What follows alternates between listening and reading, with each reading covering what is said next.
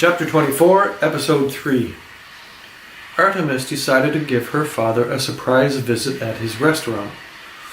She felt a little naked without her knives, well, except for the throwing knives she had on her thighs under her dress. She wasn't expecting much. She wanted to see if he would recognize her. She wanted to see if she recognized him. Karla sat at the bar sipping on a glass of water with bubbles in it while Artemis found her father's office.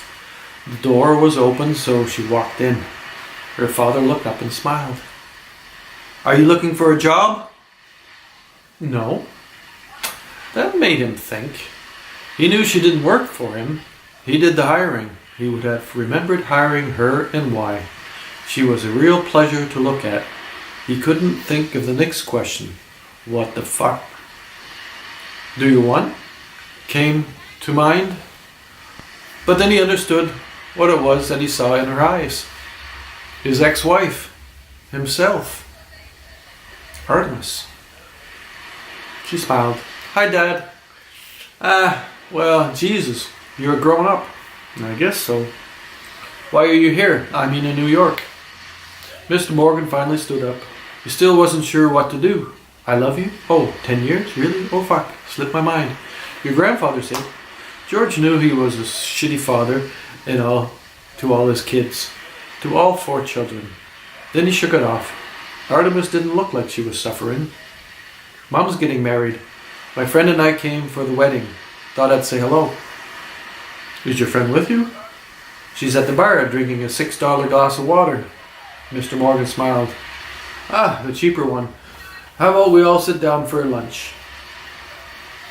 Mr. Morgan wasn't hungry, one of the consequences of a breakfast of cocaine. He couldn't think of a better plan. A line would have been his choice, but he didn't figure it was something he should do in front of his daughter. He tried to remember how old she was. Karla felt a little awkward. Mr. Morgan felt awkward. And Artemis was mildly amused. She had no intention of reuniting with her father. For her, it was strictly curiosity. She didn't have any emotions to share with him. "Do you go to school with Artemis, Karla?" "No." "I don't go to school." "But everyone goes to school, Artemis." "Not everyone. Some kids go to work for almost no income. Some of them dropping dead from malnutrition or exhaustion.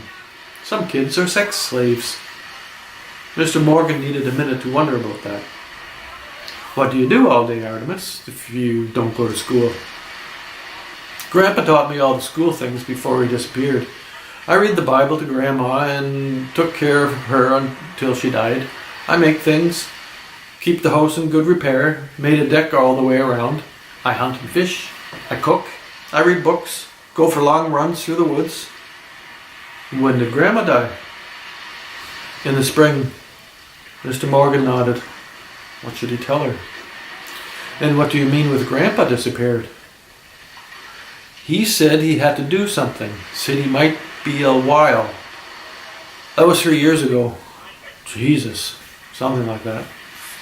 Mr. Morgan knew enough about Grandpa to know he likely took on some mad mission. That was what he was trained to do.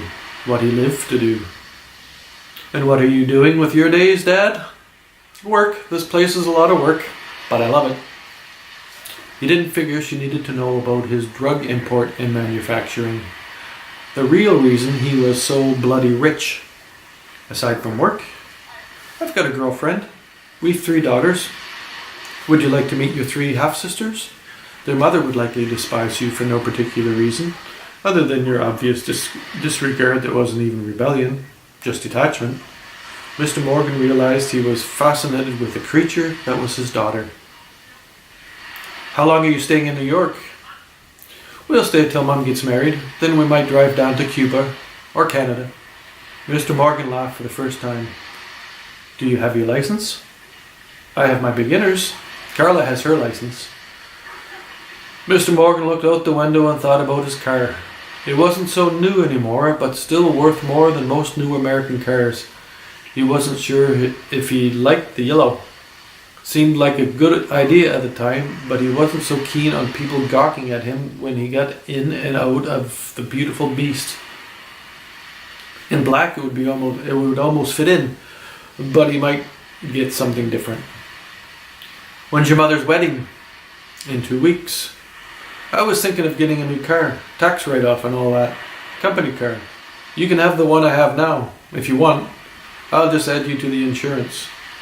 Artemis looked at Karla. Karla shrugged her shoulders, as if to say, I don't know, could be an adventure. Sounds like fun. We could take a road trip through Canada. Mr. Morgan noticed that neither of the girls asked what kind of car. He smiled and watched them decide on going where, and then, after Cuba was disregarded, a drive through Canada to see some moose and beavers. Mr. Morgan watched and listened to their plan.